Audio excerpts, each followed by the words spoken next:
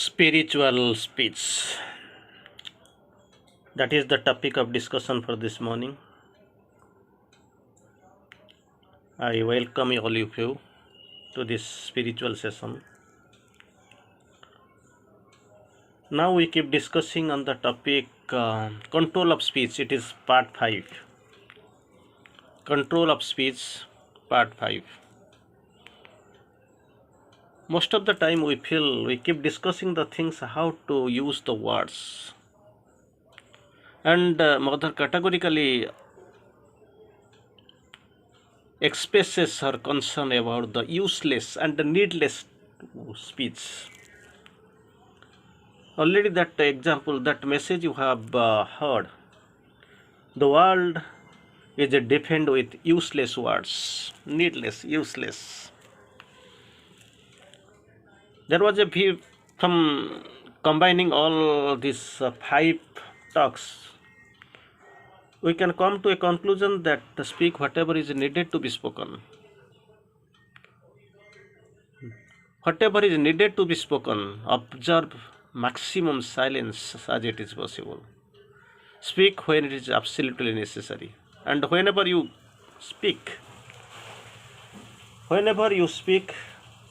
try to act on it. Try to walk the talk. Only talking that is of no use, even if how higher variety of higher scale it may belong to. Try to walk the talk. Some intellectuals are there, they think that way. Some sadhakas are there, they also think that way. But the practice is more important. Practice is more important. There are resolutions, theories, advices, good resolutions. They are like sea, oceans. But it does not matter how it is and how much it is. What the real thing matters is that you have to practice in your own life.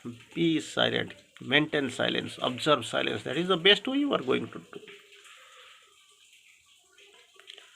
Here we are having another speech, type of speech, when we exceed, couple of examples we have discussed in the last session, like physical speech, vital speech, mental speech, and psychic speech. Here another speech is spiritual speech. Things are there. How can we utter this speech?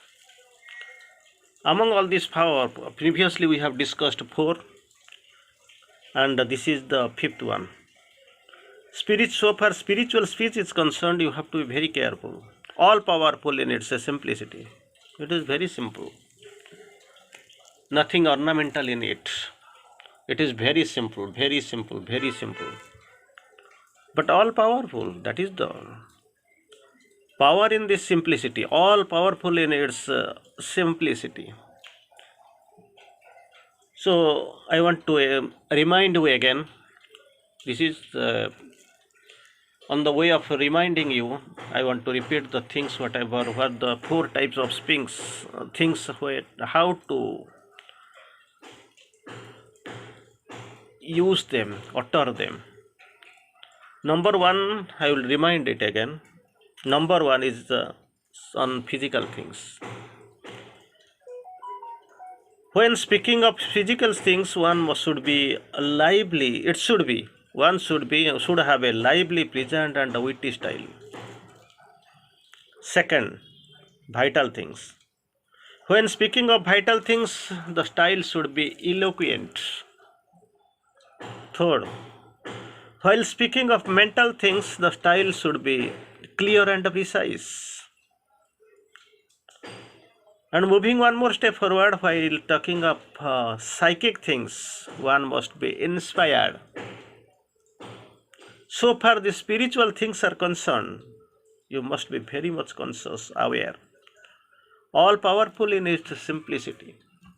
It is totally simple, but all powerful.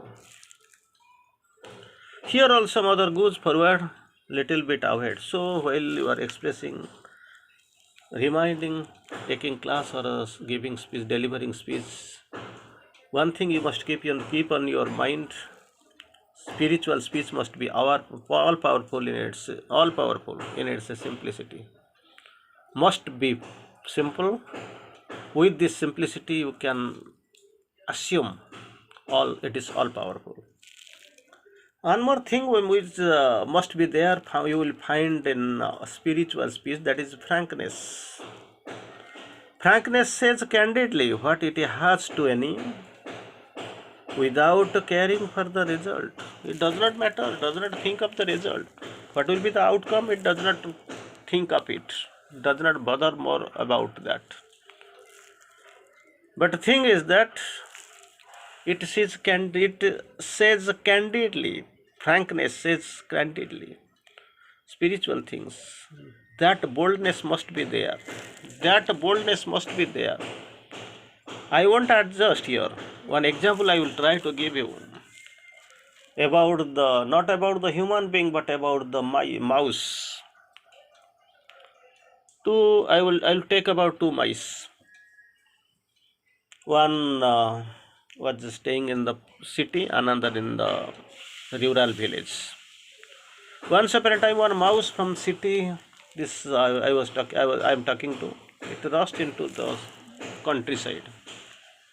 And by the way, there was a very cordial meet between the two, this country meet and village meet, mouse and this city mouse. Cordially, they met, had some conversations. They became friends. To some extent, this city mouse was happy to see the surrounding and convention. By the way, this village countryside mouse offered to stay for there for some time, offered some good groundnuts and all for food. Couple of days actually this city mouse he actually spent time happily. Then it could not get the pleasure because it was from the city where all the abundance was there, all the riches are there, all the good foods are there, all lively residents were there. So anyway, it could not get pleasure and it expressed its concern to the country mouse. I want to go back. I don't find any pleasure. I remember my old home, city life. And simultaneously, by side, I am requesting you to follow me. You come, you stay there, and you will feel that you will never come back to the village because there is plenty of good, rich life. Please come and enjoy. Anyway, both went to the city. Reaching the city, this city mouse showed to its own home where it was dwelling. It was a big one. This country mouse was never able to see such type of big building there in its life because it is a country mouse living in the village, small surrounding. It is a big experience for it. Anyway, they rushed through a lane, reached the dining hall. There itself, the country house was who is supposed to be known as the owner there, resident there. Owner, not the owner. I will tell the resident there. Showed actually this dining table. So many big type of foods are been arranged because this household somebody's birthday is there. Cake is there to be cut. People have to come. So beautiful, delicious foods are there. This city mouse requested his new friend from countryside, from village, go and enjoy your food as much as you like. Both were enjoying, and immediately there was a knock in the door. Somebody is coming. So this country mouse immediately shouted, "You try to hide yourself. Somebody is coming." And immediately after shouting, it rushed into the hole where it was sleeping. And this newcomer, country mouse, knows not the true path where it has to hide. Anyway, under the carpet, it spent some time. Very difficult, breathless situation. And this owner who came in actually found this dining table is actually disturbed. Cakes have been thrown here and there. Food have been disturbed, so and so. Got angry, searched for this mouse, but could not be able to find them. Anyway, this newcomer was hiding behind the carpet, under the carpet, managed to hide it very intensely for some time. After some time, this man left. This city mouse came out and called his new friend, "You come. Now itself you are free to take your meal. Nobody will go, no will disturb you. They have already gone. You come and enjoy your food." And with all astonishment, with all dimness, this country mouse is seeking, "No, I want to go back my home." This is the city friend is saying, "Hey, what is there in there? Only some nuts you are eating. There is nothing more to see. Still not eat. Here is everything. You enjoy your life." "No, no, no, no. I want to go back to my home, my native, my countryside. I know there is very much very much scarcity of food and all, very much limited things to stay, but there is life. I can't live without fear. But here I can never live with you, bearing the pressure of the fear. That is the problem. I want to go back." So that is the thing, that the frankness says candidly what it has to say, what it has to any frankness. It needs a greater courage to stick the right path than to come into it. All with frankness. Spirituality needs all frankness, no clumsiness. You have to 50%. Covertly, you will speak some 50%. You will keep 50% hidden covertly. Another 50% you will express. That is not expected in spiritual life. That is material life. No pretension in spiritual life. Frankness says candidly what it has to any, without caring for the result. It does not matter, does not mind, it does not get confused how and what will be the result. That is what its dignity. What is this is what is the dignity. Never cares for anything what is going to be going to happen. What will be the result? It bothers little. No way. Then mother explains about the sign of strength. Sign of strength. What is that?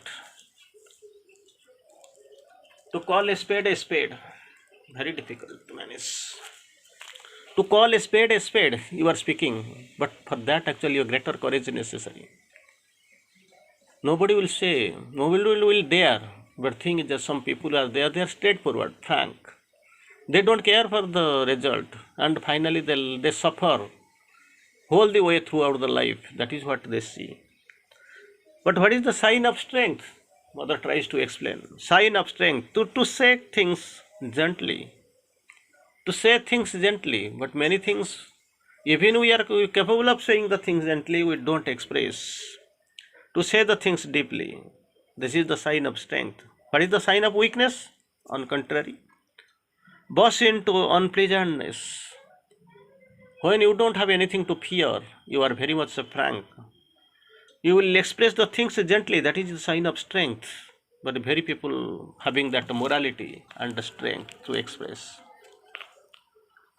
On contrary, the sign of weakness is like that, burst into unpleasantness. Burst into, if somebody is speaking something, you react like anything. Burst into unpleasantness, that is the sign of weakness. So you must, from all these things, you can, what is the spiritual speak? Expressing that style of things like physical things, vital things, mental things, and simultaneously spiritual and psychic and spiritual things. And already we have heard about this thing, frankness.